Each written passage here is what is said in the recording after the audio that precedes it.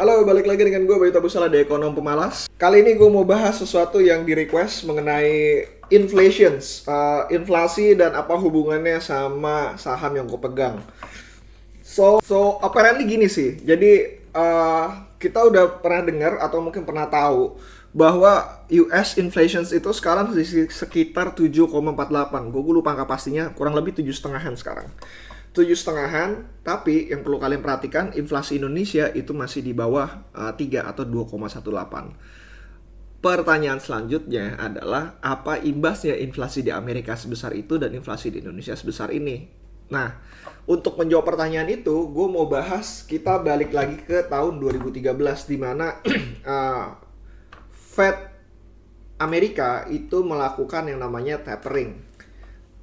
Nah, kalau ngelihat dari sejarahnya tahun 2013 Fed itu melakukan tapering. Apa itu tapering? Jadi kalau misalkan Amerika melakukan namanya quantitative easing atau kemudahan dalam hal belanja permodalan, jadi dia Amerika nyetak duit lah istilahnya. Amerika melakukan cetak duit tanda kutip dan akhirnya menyebarkan ke masyarakat sehingga masyarakat mempunyai daya beli. Nah, ketika daya beli tersebut terakumulasi akibat dari transaksi, nah akhirnya menyebabkan namanya inflasi. Pertanyaannya, kalau inflasi apa yang dilakukan oleh Amerika? Yang mereka lakukan adalah dua hal. Satu, mereka stop dulu stimulusnya. Jadi cetak duit dihentikan atau diturunkan jumlahnya. Setelah cetak duit diturunkan, perputaran uang diharapkan bisa melambat sehingga inflasi bisa turun. Kalau nggak turun gimana? Ya sudah, kita akan tarik paksa duitnya tersebut dengan cara menaikkan interest rate dari Amerika.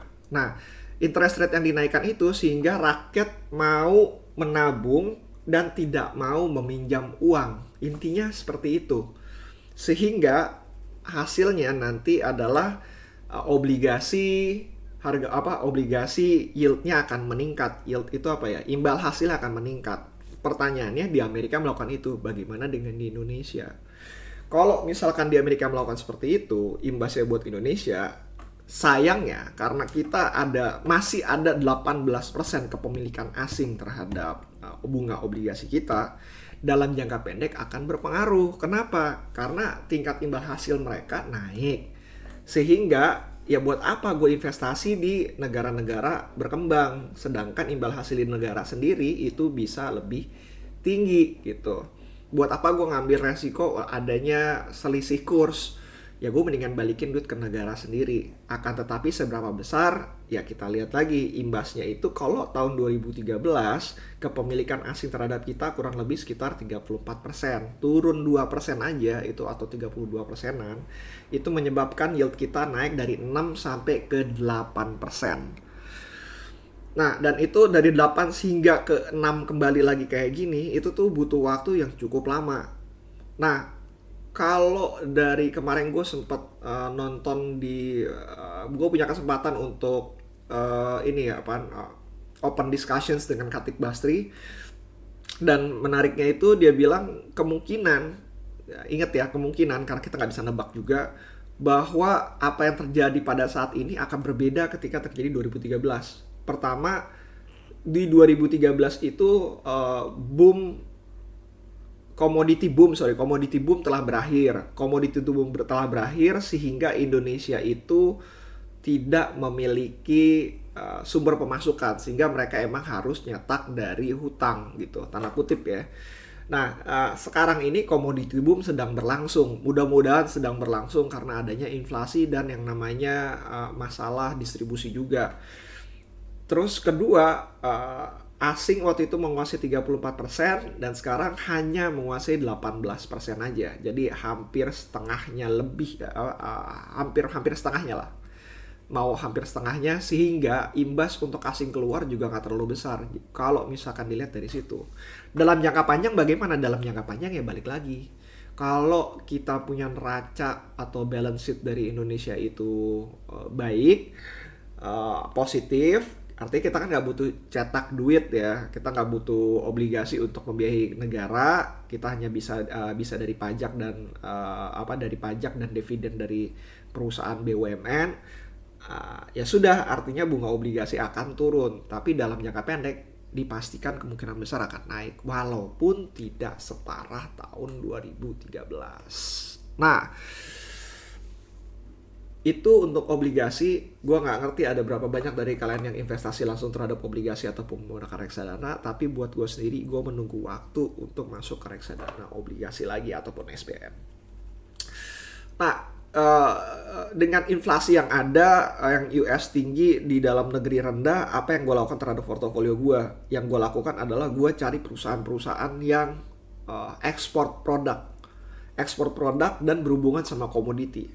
So, kalau kalian tahu atau pernah baca bukunya si Ray Dalio mengenai How Economic Machine Work, yang World Changing Order ataupun yang lainnya, itu dikatakan, atau di bukunya Money juga ada, by Tony Robbins, itu dikatakan bahwa inflation itu pengaruh terhadap harga barang. Ingat, inflasi itu mempengaruhi harga barang, atau harga barang sebenarnya mempengaruhi inflasi. Either way, intinya kalau inflasi naik, harga barang naik gitu. Nah, harga barang yang naik ini biasanya paling cepat ngomongin dari sisi hulu atau dari sisi komoditas gitu. Ya, harga energinya naik, sehingga berimbas hilirnya juga ikutan naik berkali-kali lipat. Nah, karena hal tersebut, inflasi di luar negeri itu tinggi sekali, atau di US itu tinggi sekali, ya cari produk yang bisa ekspor ke US. Sesimpel itu. Karena produksi dalam negeri kita harganya nggak kemana-mana, begitu kita ekspor keluar, harganya lagi naik-naiknya, sehingga kita bisa perusahaan tersebut akan mendapatkan imbas yang cukup benar-benar positif. Gue mainan di beberapa komoditas yang diekspor ke luar negeri, yang benar-benar diambil jadi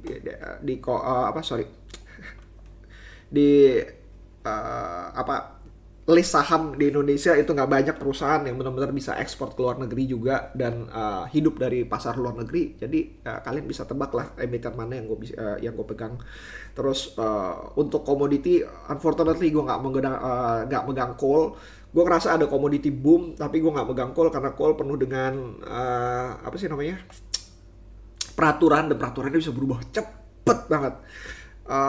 Dan gue ngelihat dari sisi komoditi, yang gue nggak suka dari komoditi Indonesia ataupun lebih tepatnya ke coal industry, adalah produksinya yang turun. Jadi kita cuma dapat imbas dari kenaikan harga, tapi produksinya turun gitu. Jadi gue milih komoditi yang satu lagi, yaitu adalah CPO. Jadi gue invest di salah satu emiten CPO yang masih murah, dan gue ngerasa kalau misalkan bisa sama. Unfortunately gue nggak bisa invest banyak, only 5% until 6% dari portofolio, karena yang jadi masalah adalah beda dengan coal commodity yang gue bisa ngerasain hype-nya, gue bisa tahu dan gue yakin untuk masuk ke dalamnya. Waktu itu kali ini gue cuma pertama kali gue beneran invest di CPO market, sehingga gue masih ngeraba-raba. Jadi gue nggak bisa ngasih ruang besar untuk taruh ke CPO tersebut, cuma 5-6% dari portofolio gue doang. Saat ini kelihatannya di portofolio gue udah naik dari ke 7 atau 8 lah, tergantung portofolio yang mana. Nah, so that's it sih sebenarnya. Kalau misalkan ini tema dari tahun ini, gue ngerasa mainnya inflation play ya. Inflation play itu adalah kita ngomongin barang-barang yang terkena inflasi dengan produksi yang nggak kena gitu. Produksinya ya tetap aja, nggak ada masalah dengan produksinya. Ya ujung-ujungnya gue ngomongin barang ekspor. Inflation play gue masih main. Yang kedua adalah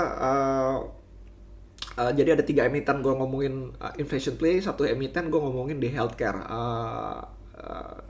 Ada pertanyaan mengenai portofolio dry power gue habis atau gimana. Dry power gue udah habis karena permainannya seperti itu. Gue udah tahu permainannya tahun ini, dan sisa dari waktu gue dari Januari kemarin atau Februari ini adalah menunggu momennya untuk mengapresiasi saham yang ada. So unfortunately itu adalah segala sesuatu yang gak bisa gue kontrol.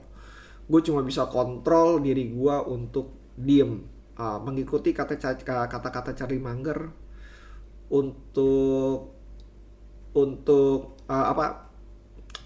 akan membutuhkan waktu untuk sebuah wonderful company diapresiasi oleh pasar. So apparently gue cuma bisa nunggu. Alasannya sesimpel bahwa wonderful company yang gue beli itu cuma dibeli di harga yang ya nyaris fair atau at fair price, jadi nggak cheap amat. Yang cheap justru ada di CPO tadi.